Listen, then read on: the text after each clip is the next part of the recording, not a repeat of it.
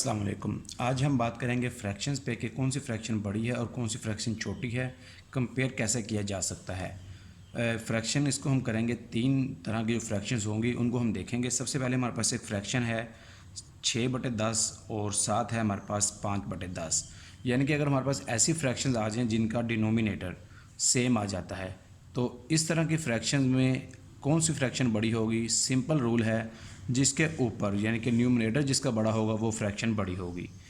अगर दोबारा से इसको दोहराते हैं, अगर जिसका दो ऐसी फ्रैक्शंस आ जाएं जिसके नीचे वाला जो पोर्शन है यानी कि जो डिनोमिनेटर है वो सेम है, तो कौन सी वाली बड़ी होगी। सिंपल रूल है, जैसे हमारी आम काउंटिंग में होता है 6 बड़ा है तो ये वाली फ्रैक्शन हमारी बड़ी है। इसके बाद इसी की एक और मिसाल लेते हैं, जैसे कि हमारे पास है 7/11 और यहाँ पर हमारे पास है 9/11।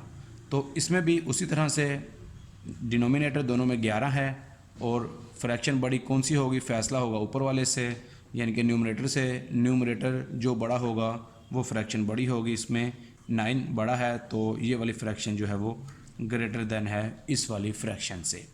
ये है पहली किस्म। अब है हमारे पास दूसरी किस्म।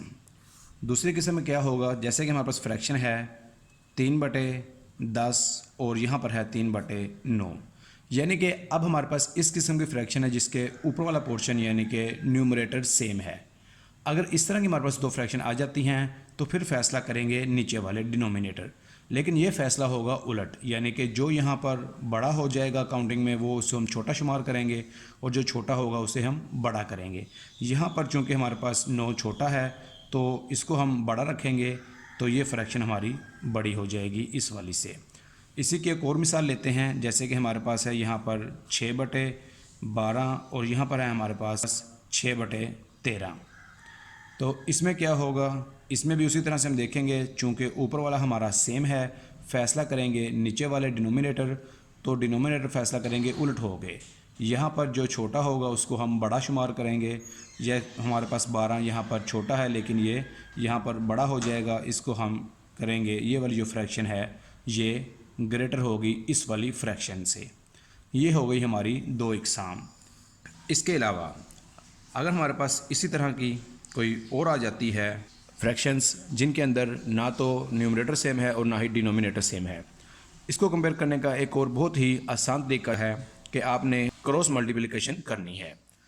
इसको ज़रूर देना है आपने इसके साथ, यहाँ पे आ जाएगा हमारे पास 24, आपने इस तरह लिख लेना है। इसको ज़रूर देना है 9 को उसके साथ, 3 के साथ, क्या आ जाएगा 27। अब आपने इनको कंपेयर कर लेना है सिंपली कि इनमें से बड़ा कौन सा है। इनमें से 27 बड़ा है तो हमारी ये वाली जो फ्रैक्शन है ये बड़ी है। इसी की एक और मिसाल लेते हैं, हमारे पास है 2/7 और यहाँ पर है 3/8। फिर वही काम करेंगे, 7 को ज़रब देंगे हम 3 के साथ, ये बनेगा हमारे पास 21। 8 को ज़रब देंगे हम 2 के साथ, ये बनेगा 16। तो यहाँ पर हमारे पास क्या बड़ा है, 21 बड़ा है। इसका मतलब है कि ये वाली जो फ्रैक्शन है ये हमारे पास बड़ी है। उम्मीद है आपको ये वीडियो पसंद आई होगी। It is Bilal Saeed signing off. अल्लाह हाफिज़।